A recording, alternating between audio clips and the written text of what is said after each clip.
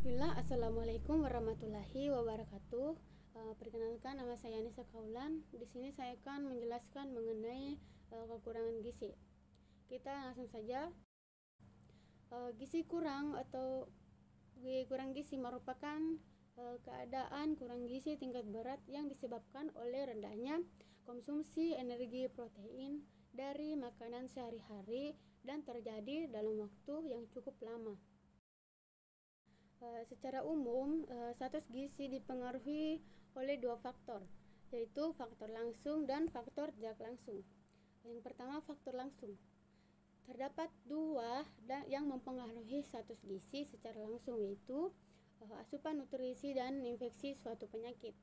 Asupan nutrisi sangat mempengaruhi status gizi apabila tubuh memperoleh asupan nutrisi yang dibutuhkan secara optimal, maka pertumbuhan fisik, perkembangan otak, kemampuan kerja dan kesehatan akan berlangsung maksimal sehingga status gizi pun akan optimal. Yang pertama, faktor langsung, yaitu asupan nutrisi.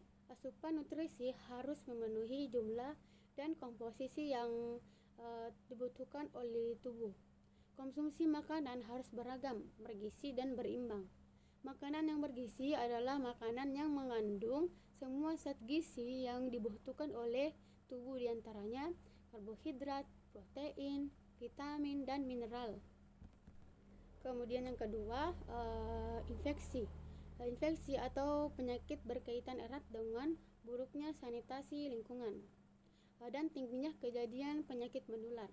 Infeksi penyakit, terutama infeksi berat, dapat memperburuk status gizi karena memengaruhi asupan gizi, sehingga kemungkinan besar akan menyebabkan kehilangan zat gizi yang dibutuhkan oleh tubuh.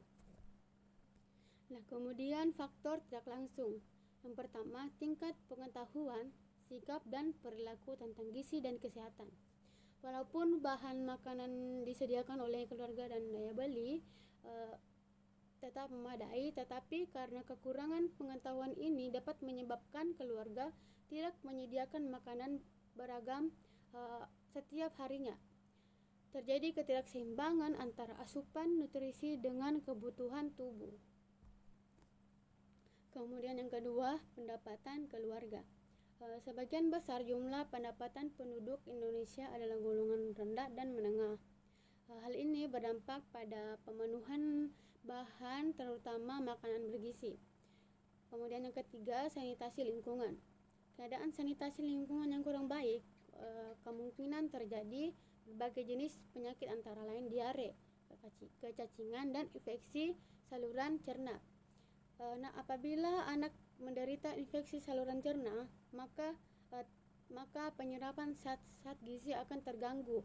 Hal ini akan menyebabkan terjadinya kekurangan zat gizi pada anak. Atau fisiologi. Gizi kurang pada balita terjadi sebagai dampak kumulatif dari berbagai faktor baik yang mempengaruhi secara langsung maupun tidak langsung. Faktor yang berpengaruh langsung terhadap status gizi balita diantaranya asupan nutrisi yang tidak tercukupi, adanya infeksi. Kemudian kita masuk ke defisit nutrisi pada balita gizi kurang. Yang pertama, definisi defisit nutrisi. Defisit nutrisi didefinisikan sebagai suatu keadaan di mana asupan nutrisi tidak dapat memenuhi atau mencukupi kebutuhan metabolik tubuh. Balita dikatakan mengalami defisit nutrisi apabila mengalami penurunan berat badan minimal 10% atau lebih dari berat badan ideal.